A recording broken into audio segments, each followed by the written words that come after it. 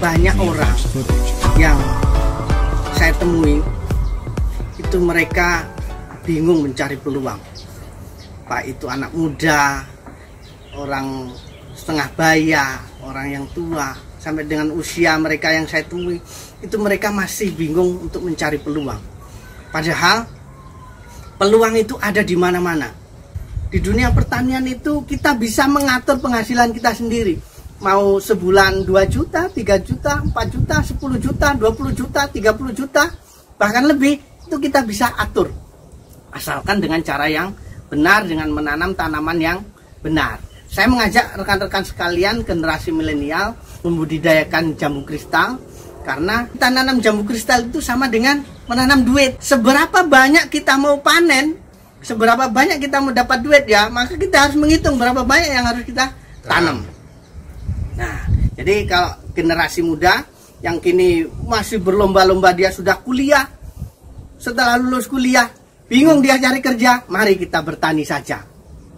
Kita bertani saja. Dengan bertani, mau penghasilan seperti yang sebut tadi, 10 juta, 20 juta, saya kasih tahu caranya. Saya Manto, Mas. Manto, dari Banyuwangi. Banyuwangi. Tahun berapa sampai ke Plehari? Plehari itu sekitar 2013, Mas. 2013 awal lah.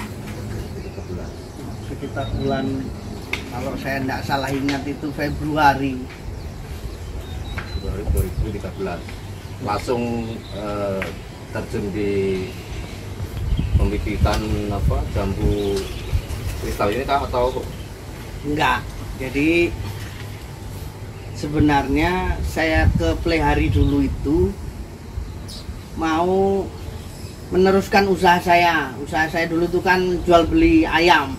Iya, Lancar iya. dulu, Mas. Jadi ayam kampung, bebek, rencana saya tuh mau saya bawa ke Pangkalan Bun. Nah, tapi ternyata sampai di sini ternyata yang ada ayam itu di mana namanya? Amuntai, Alabiu. Ternyata Alabiu dari sini jalan 4 jam. Jadi nggak jadi. Salah. Terus akhirnya karena apa namanya, ini cerita dulu ya, Mas. Iya, cerita. Jadi saya dulu di sini sama anak saya, sama istri saya ngekos. Ngekos itu nggak ada kerjaan ini, nggak ada kerjaan. Jadi setiap hari makannya beli. Pagi beli, siang beli, sore beli. Ini kalau saya pikir-pikir duit saya habis kalau nggak kerja. Nah, terus kemudian saya perhatikan setiap kali istri saya beli pagi itu warungnya rame. Siang beli lagi, rame. Warungnya rame. Malam beli lagi, warungnya rame. Terus saya punya pikiran, wah ini daripada uang habis nih mending kita buka warung, kata saya kan. Padahal ya kita enggak punya pengalaman warung tuh, cuman modal bisa masak gitu aja. Terus kemudian kita berawal buka warung, ya jatuh bangun kayak gitu loh. Sampai jadi warung itu tadi berjalan sekitar berapa tahun ya. Terus kemudian sambil warung itu tadi saya juga mangkas rambut dulu. Iya. Jadi ya, bisa lah. Bisa. Multi talenta. Terus kemudian sambil warung, pangkas rambut, terus mulailah saya bertani karena memang jiwa saya ini bertani. Iya. Di mana-mana itu pikiran saya itu bertani pokoknya. Nah, ketika warung sudah jalan, terus kemudian pangkas rambut sudah jalan, kan saya punya waktu longgar ini. Mulai saya menyalurkan hobi ini tadi. Hobi saya itu bertani. Jadi mulailah bertani pepaya. Waktu itu pepaya terus saya geluti sampai 3 tahun, Mas. 3 tahun tuh saya sebenarnya sudah menemukan pangsa pasar yang bagus. Nah, target saya waktu itu saya mentargetkan untuk panen 2 ton setiap hari. 2 ton setiap hari. Itu sekitar 10 hektar lah. Nah, cuman kan waktu itu kalau kita harus nanam 10 hektar itu bibitnya kalau beli kan di sini 3.000, Mas. Iya. Saya hitung-hitung, ini 30 juta kata saya kan, mau apa bibitnya kan. Pikiran saya bibit sendiri, Mas. Jadi saya ke Bogor, ke mana namanya? IPB, Mas. Nyari bibit yang bagus. Sampai sana ternyata ya walaupun kita datang IPB ternyata nggak memuaskan hati saya. Kalau kayak gini aja saya bisa, kata saya kan. Jadi terus kemudian saya buat sendiri bibit itu. Nah tapi ternyata karena kita tidak pengalaman bibit, waktu itu sudah saya lambak itu ada 10.000 Mas. Saya tinggal ke Jambi. Waktu di Jambi ditelepon sama yang ngurusi di tadi, yang ngurusi di di pembibitan. Ini hujan ini gimana katanya kan? Ini bibit ditutup apa enggak katanya? Enggak usah, aman aja katanya. Setelah saya pulang bibit itu kena Virus. Kalau pepaya itu dia kayak semacam lanas Mas, tahu lanas? Lengger ya. Lengger itu nular Mas. Oh. Dari 10.000 sisanya sekitar 750 aja. Saya tanam lah itu 750 tuh. Nah, terus kemudian waktu di situ, terus kemudian ada kawan dari Banyuwangi nelpon kan, ngobrol-ngobrol lama ndak ketemu kan. Piye ning Jawa do nandur apa? Iki do rame iki jambu kristal. Lah apa jambu kristal iki? Ya jambu kluthuk. Nah, habis itu terus kemudian saya ke mana namanya? Survei lah saya ke Giant. Giant. Tak cari ada ndak jambu kristalnya, tak cari kan. Ternyata ada, Mas. Iya. Saya kaget ngelihat harganya itu. Di sana itu kalau saya ndak salah itu 39.000 Mas. 3.900 per ons kata dia. Iya. Padahal saya ini kan petani. Murni petani saya ini. Kalau saya lihat buahnya ini Mas, ini buah akhir kata saya. Kenapa kok dimasukkan di Giant kayak gini? Buahnya kecil, alah Mas, kecil. Habis itu layu. Ini kok mahal bener kata saya. Nah, mulai saat itulah terus kemudian saya telepon ke kawan di Jawa itu. Coba siapkan saya bibit supaya saya bisa panen 1 minggu 1 ton kata saya. Berapa saya harus nanam? 1 minggu 1 ton kata. Berapa harus nanam? Dihitungkan sama dia kan. Oh, ini 1.000 cukup lah katanya. Yaudah, buatkan 1.000. Nah, itu terus kemudian bibit selesai berapa bulan gitu? Kalau saya 2 atau 3 bulan kan Mas? Dikirim ke sini sekitar 1.090 kalau saya tidak salah itu, karena dengan restan tadi kan.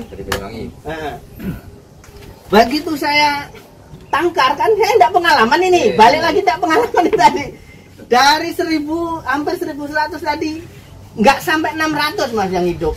Lahan ini udah siap ini. Siap.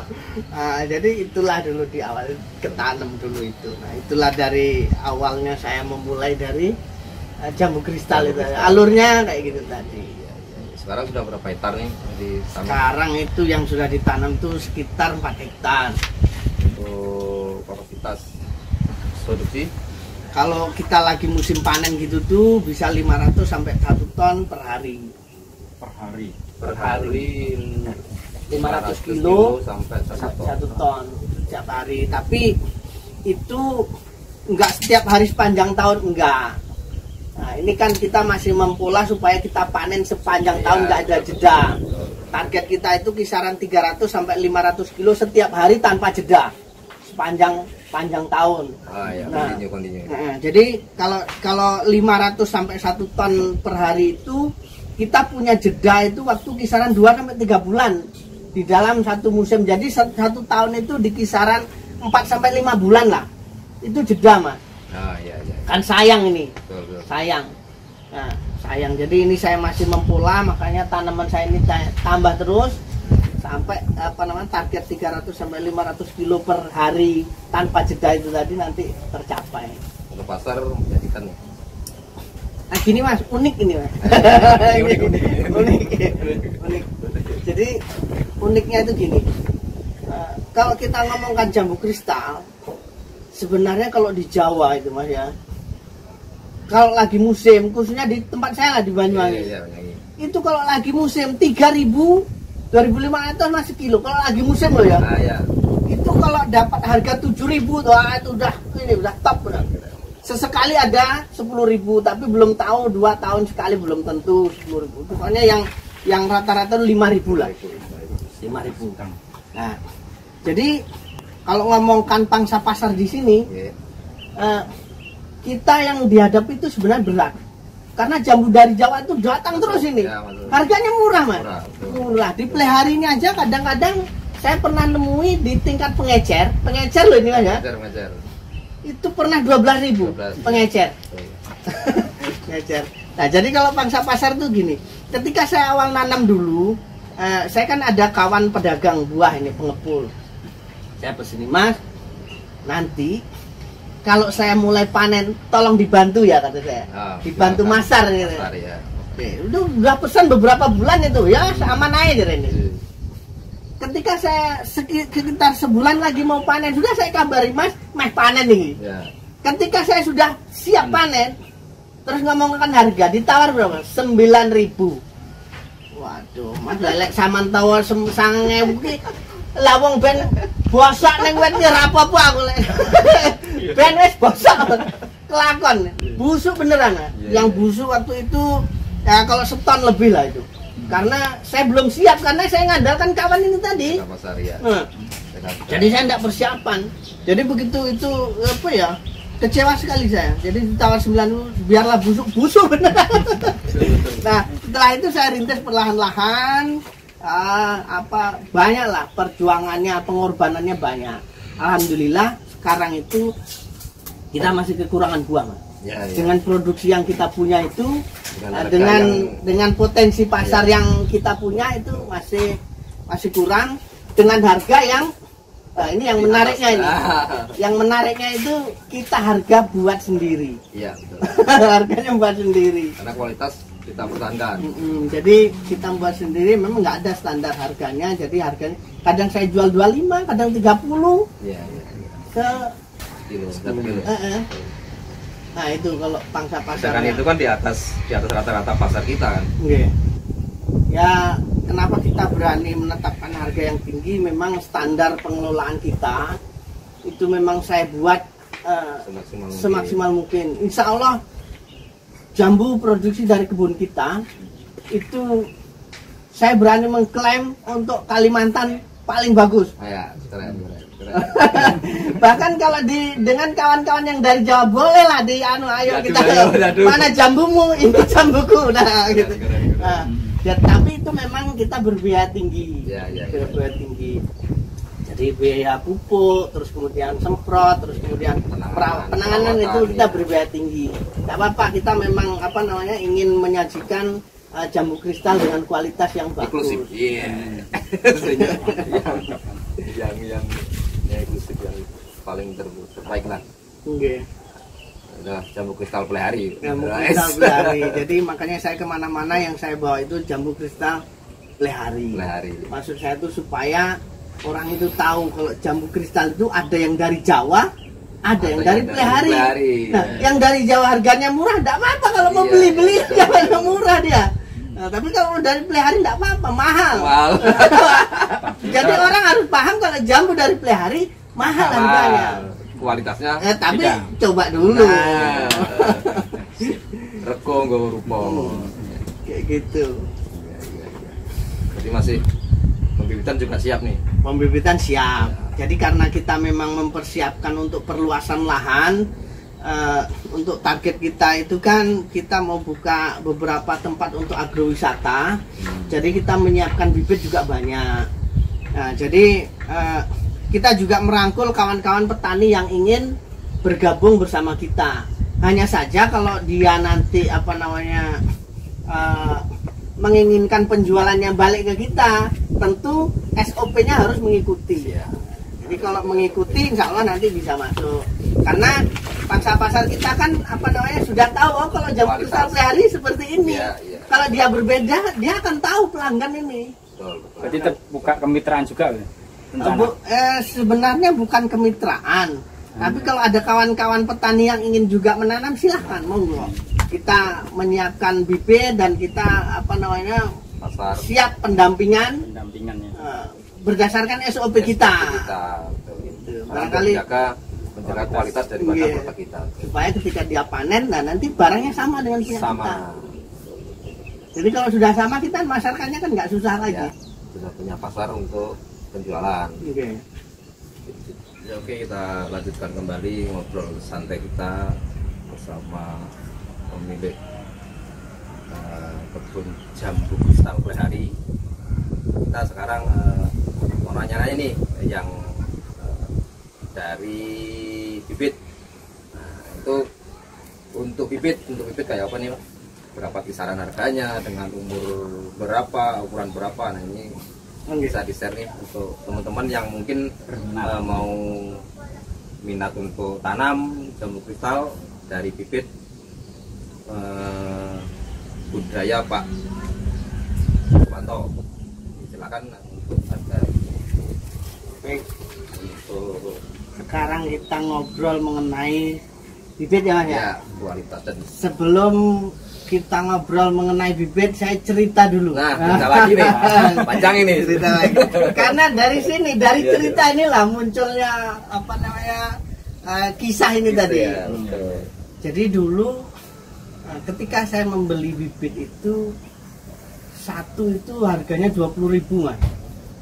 dari Jawa. Dari Jawa. dari Banyuwangi ya. Belum termasuk Itu ongkir saya ya? belum ongkos kirim. Masuk. Nah, jadi singkat cerita, bibit yang saya kirim waktu itu harganya 20.000 dari sana. Ya. Terus kemudian saya bawa ke sini. Ketika saya masukkan ke dalam polybag Mas ya, Ya. itu dari sekitar 1.100 itu yang hidup itu nggak sampai 600 Mas. 1.100. Nggak sampai 600 yang hidup itu Ya, tadi. ya, ya. Karena perjalanan kan Mas ya, Ya, karena ini perjalanan. ya, benar. Jadi setelah berjalannya waktu saya hitung loh, jadi mahal sekali bibit saya ini Wah, kan. ya, ya. Nah, terus kemudian ketika saya sudah membudidaya, saya berpengalaman ya kan. Terus kemudian saya memberikan satu solusi kepada kawan-kawan di sekitaran Ya, kami di sini. Ya. Yang ingin membudidaya jambu kristal. Jadi dari pengalaman saya itu pahit kalau menurut saya. Ya, ya. Jadi lahan itu sudah saya siapkan untuk 1.000 pohon. Ya.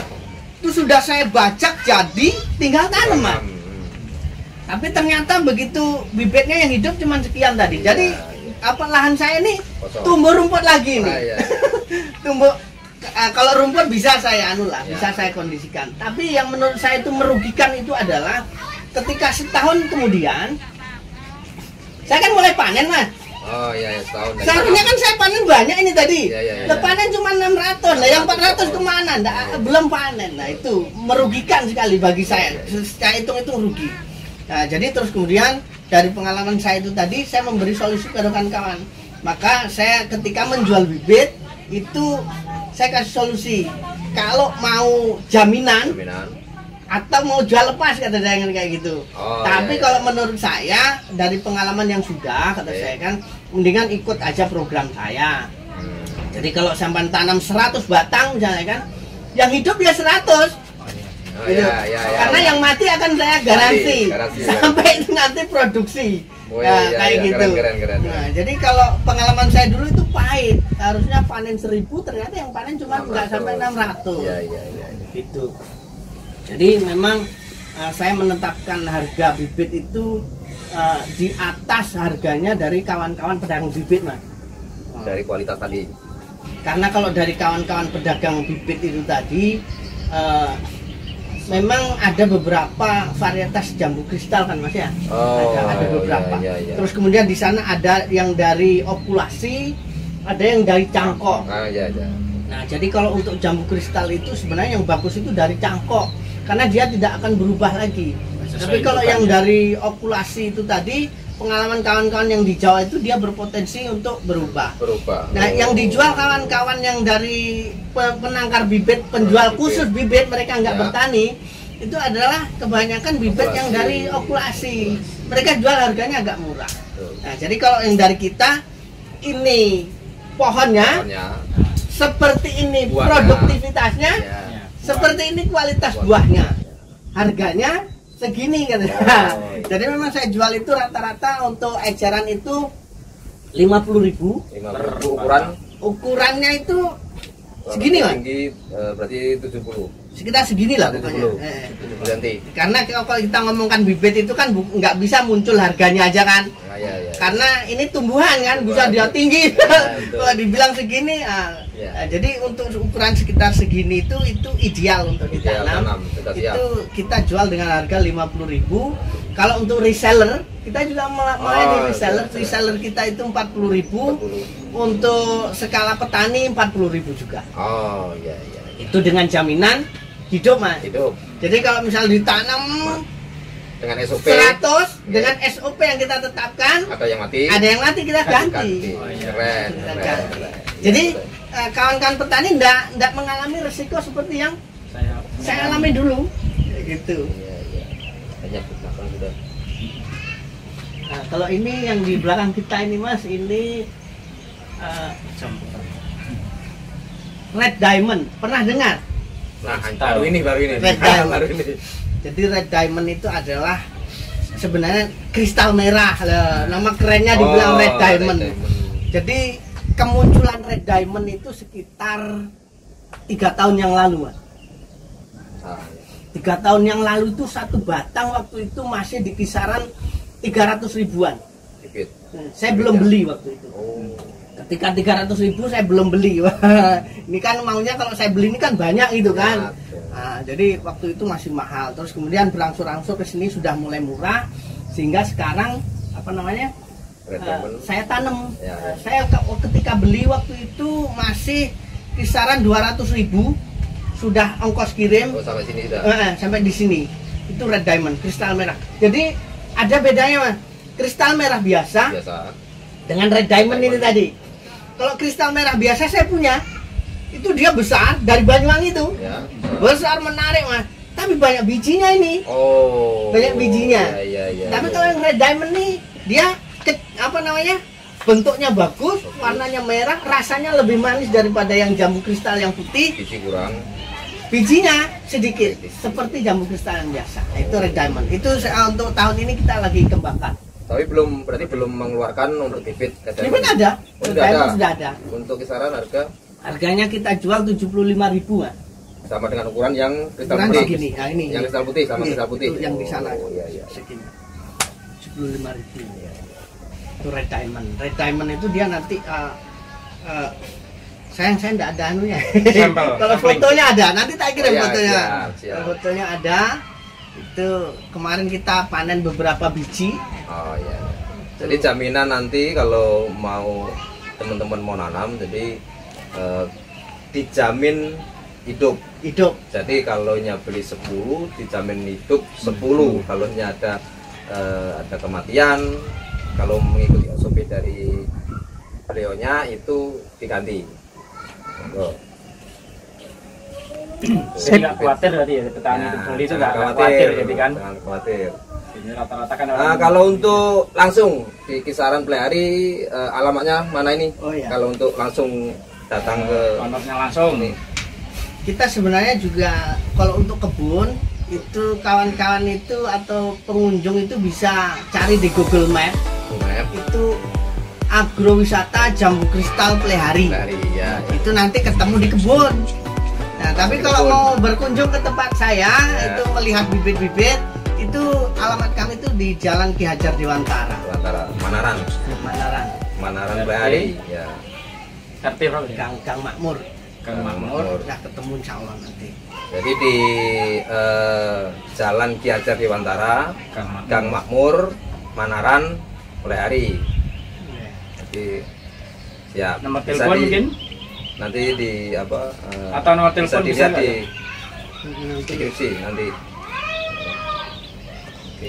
Oke, jadi dari omong-omong panjang tadi, dari bibit, terus dari kualitas buahnya, seberapa menariknya kita itu untuk mau berbudidaya jambu kristal. Nah, kayak apa ini? Hitung-hitungannya nih, masalah hitung-hitungan pulusnya ini. Kayak apa ini? Silakan. Ini. Jadi memang ada orang yang memelihara tanaman itu karena dia hobi. Kalau dia hobi, dia akan tanam di depan rumah atau di sekitar rumah dia rawat. Kalau pohonnya tumbuh bagus, berbuah, dia senang juga.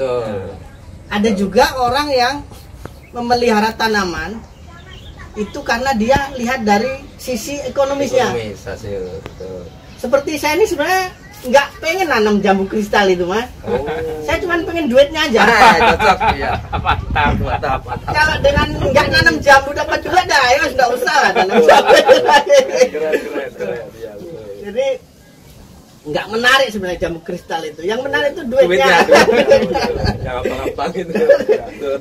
Kalau nggak ada jambu kristal, ada duitnya cukup lah itu aja sebenarnya. Hitung-hitungannya Mas, berapa Hitung. Baik.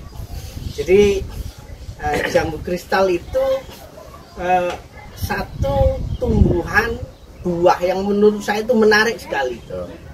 Ketika saya mengenal jambu kristal, saya pelajari, ini bagus sekali kata saya kan.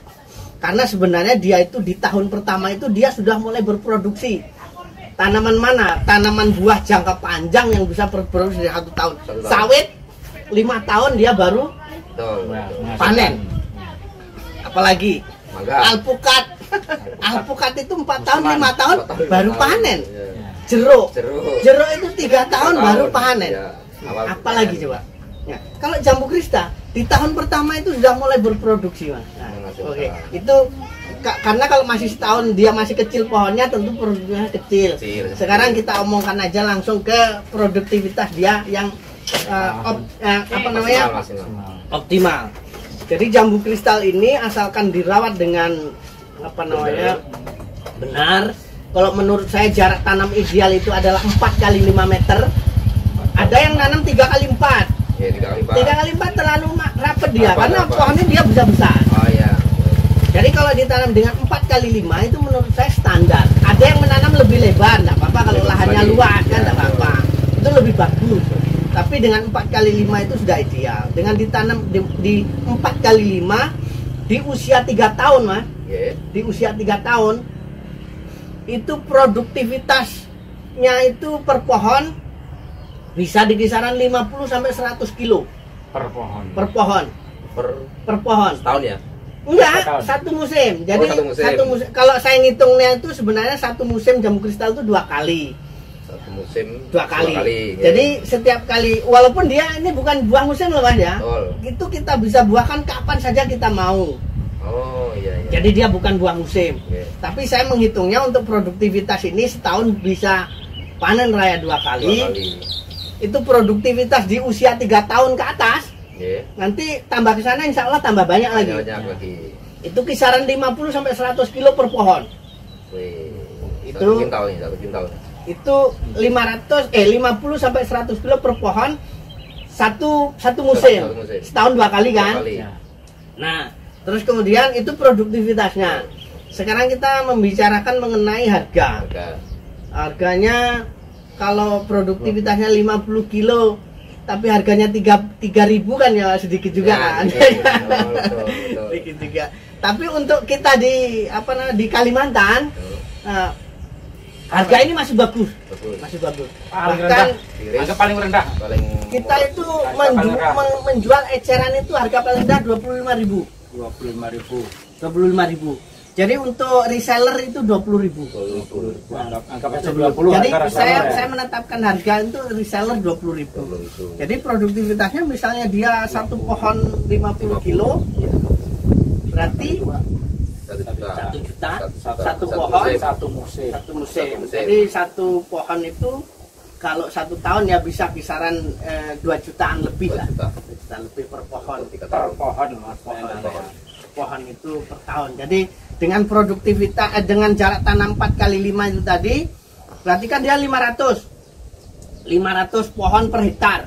Per hektar 500. Oh iya 500. Jadi 500. Jadi berarti kalau kita hitung minimal itu 50 kilo di usia 3 tahun berarti 100 kilo kan? Ya. Nah, kita hitung sendiri. Ya. Silakan hitung sendiri. Nanti kalkulator gak kuat ya. Kita hitung sendiri. Gak muat dulunya ini. Belum dihitung. Iya. Jadi menurut saya untuk di wilayah Kalimantan masih cukup menarik. Iya. Bukan cukup, sangat menarik masih. Masih menjanjikan. Dan apalagi sekarang muncul varietas baru yang saya sebut dengan red diamond tadi, jambu kristal merah red diamond itu. Itu insya Allah nanti kita launching minimal harganya 35.000 per kilo. Per kilo. Minimal. Iya, keren. Kemarin sudah kita coba itu harga 40.000 jalan aja. Iya. Karena apa namanya? Dia lebih memiliki apa ya? Warnanya bagus. Warnanya menarik, rasanya lebih manis. Nah, itu mengenai analisa usaha. Barangkali ada kawan-kawan petani yang ingin membudidayakan. Terus kemudian sebenarnya yang saya incernya adalah kalangan milenial. Oh iya. Anak-anak muda ya kan? Betul. Anak-anak muda sekarang itu kan dia melihat dunia pertanian itu sebelah mata kan? Ya, orang-orang tua. Sebelah mata. Untuk orang-orang tua. Mereka pikir dengan bertani itu apa? berlumpur-lumpur, iya, berkotor-kotoran, panas-panasan, nah itu. Padahal enggak. Kalau dengan kita bertani, setelah pertanian kita geluti dan jadi, mau liburan sebulan nggak kemana? Itu bisa aja. Tinggal muting panen. Nah, gitu. Jadi maksud saya kepada anak-anak muda, kalau kaum milenial itu pertanian itu sangat-sangat menarik. Hanya saja memang kita harus mengetahui caranya yang benar. Nah, jadi menjadi petani itu adalah menjadi petani itu mendidik kita mandiri. Karena dengan bertani itu kita bisa memberdayakan banyak orang. Coba dengan jambu kristal seperti ini, Mas. Nah, kita dengan lahan di kisaran 4 hektar itu tenaga kerja yang kita perlukan untuk di lapangan di lahan itu kisaran 7 sampai 10 orang setiap hari, Mas. Itu kan kita bisa memberdayakan segitu. Kemudian yang di lapak. Kalau lagi panen raya itu lapak kita itu bisa 30 sampai 40. Berarti 30 sampai 40 orang ini kan kita berdayakan ya. Nah, itu dengan pertanian. Maksud saya anak-anak muda, mari milenial. Jangan takut. Jangan takut jadi petani. Jangan takut jadi petani. Gitu, jadi petani milenial. Petani berdasi. Oke, keren, lebih keren. Oke, terima kasih bincang-bincang ngopinya, informasi-informasi, sharing-sharing kita untuk budidaya jambu kristal yang ada di Kota Blehari. Dan ini mungkin salah satu jambu kristal terbaik nih yang ada di Kota Blehari, Kalimantan bahkan ya ini. Ya, kayaknya di Kalimantan Selatan ini. Saya pernah ke agrowisata di Parenggian, Mas. Parenggian. Oh iya. Lahannya luas. Iya. Jadi saya penasaran waktu saya masih belajar dulu kan, saya datangi ke Parenggian. Oh. Saya pengen belajar maksud saya itu. Betul. Begitu saya datangi, lah ya nggak sudah belajar lagi. Nggak jadi belajar. Jadi setelah saya cek, kita di rumah aja lah kalau gitu. Oke, jadi kalau bagi teman-teman, apalagi untuk generasi muda milenial, jangan takut untuk jadi petani, karena petani juga keren dan menguntungkan juga. Oke, sekian dulu. Tunggu kisah-kisah kita selanjutnya. Oke.